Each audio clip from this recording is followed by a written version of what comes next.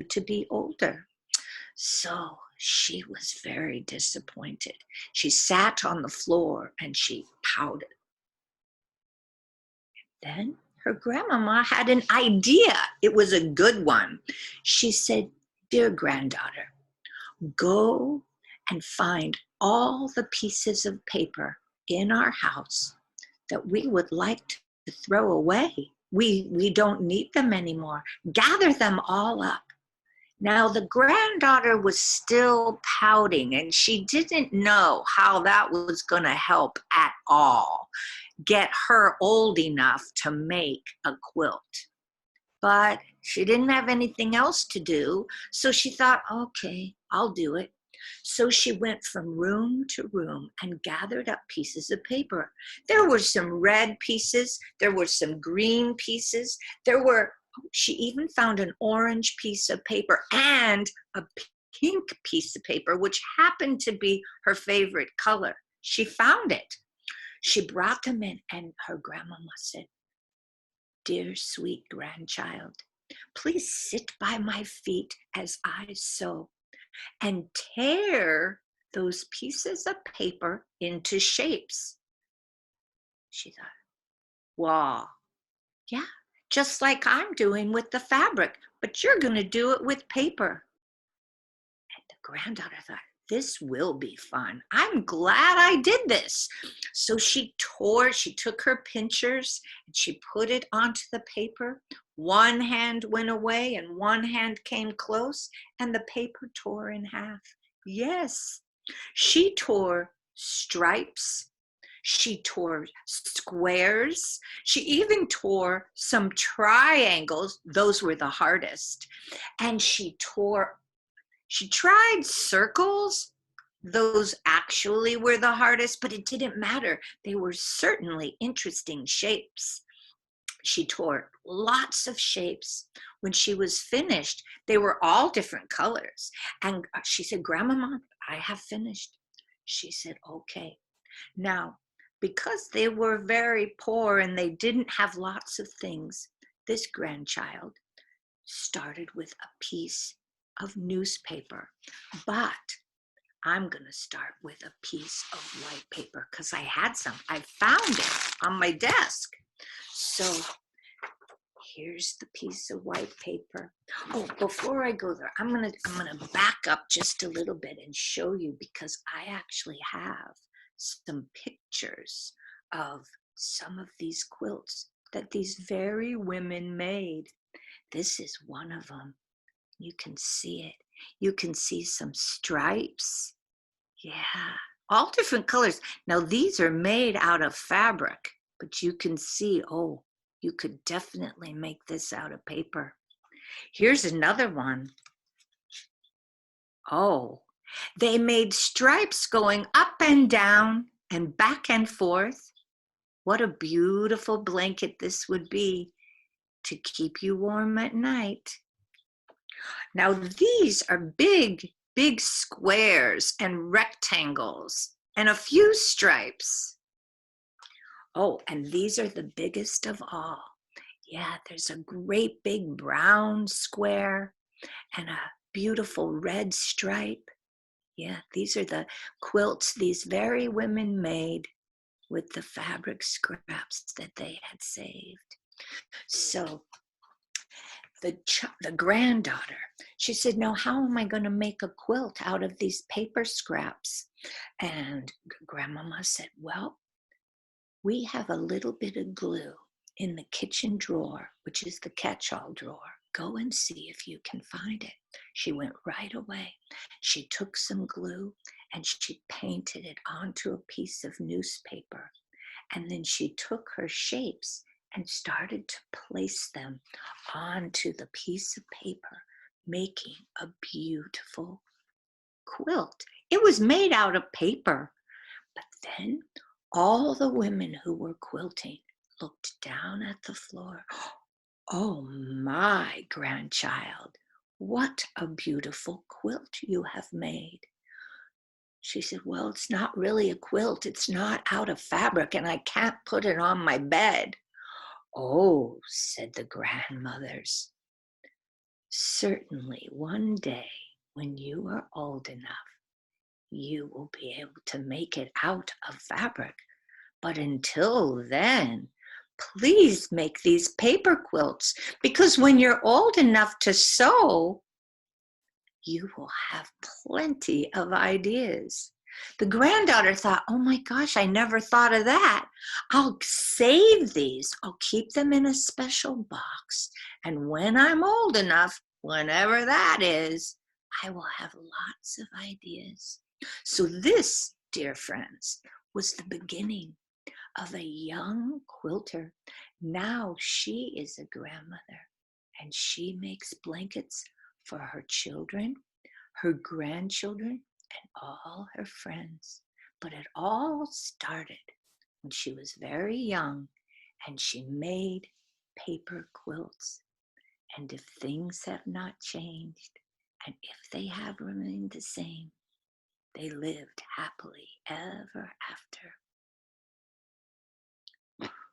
So, dear friends, I'm going to show you how we can do the very same thing that this young girl did. So, I have a piece of, ooh, that candle is very smoky. I have a piece of white paper, and I'm going to put it right down here. You can see it. Let's see here. I'll go just like this. Ah, there it is. There it is. Now I'm going to show you. I found a green piece of paper, and just like the little girl did, I'm going to put my pinchers right onto the paper, and I'm going to tear. Oh, I tore a stripe. I tore a stripe. And here is a piece of pink paper I found, and I'm going to try. Oh, a great big stripe. Yeah.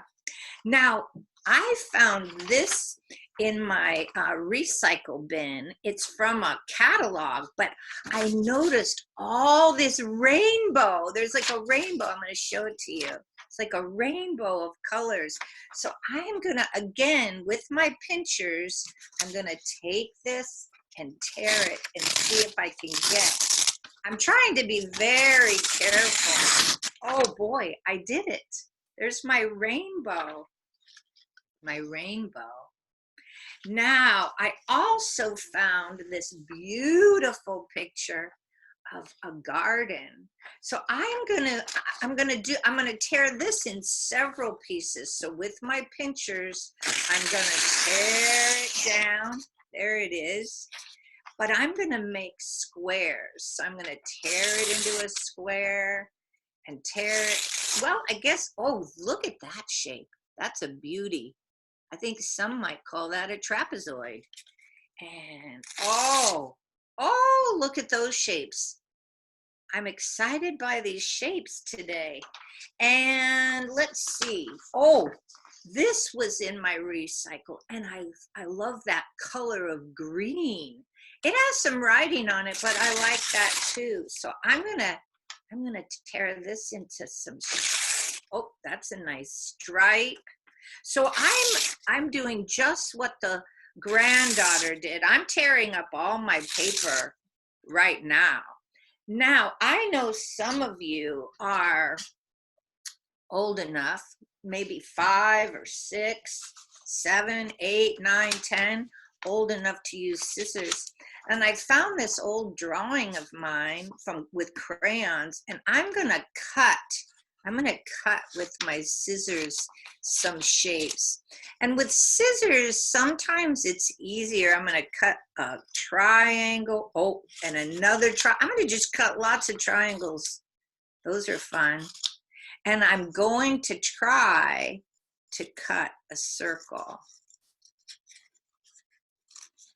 Well, just like the granddaughter, it wasn't super easy, but I really like how it turned out anyway. So I have my shapes. Now I'm gonna put my shapes just to the side of my white paper. So here are my shapes, and here's my white paper. It could be any color. And like the young girl in the story, she did it on a piece of newspaper because that was all they had. And they used everything. They were so good at using everything. I have a glue stick, so I'm going to use that for starters. And I'm going to put a little bit of glue on the back of this green paper, and then I'm going to choose just where to put it. I put it right in the corner, but look at, there's a little part there. I can't wait to find a piece of paper that will fit right in there. Oh, this one's my favorite, the rainbow one. So I'm going to go ahead and put some glue on that. And I'm going to put the rainbow one right at the top. So right now, this is what my quilt looks like. My paper quilt, that is. Oh, and I've got this big pink piece of paper, so I'm going to use that. You know what this is reminding me of, friends? Kind of reminds me of making my very own puzzle. I'm finding every place I want to put my puzzle pieces. Oh, I love this one. So I'm going to put a little glue on that. Now, I'm going to switch from glue to tape in case any of my friends don't have glue. You can easily do this with some tape. So let's find my, oh, I've got this green shape. I'm going to take some tape and I'm just going to put it on with some tape. And the thing that's neat about tape is you can't even see it. I'll show you. You won't even, I don't think you'll even be able to see it. Look, oh, there it is. So I could go on. And as a matter of fact, once I say goodbye to you, I'm going to finish my paper quilt. I'm super excited. But before I do, I want you all to begin working. And before I say goodbye, I want to just tell you a few things.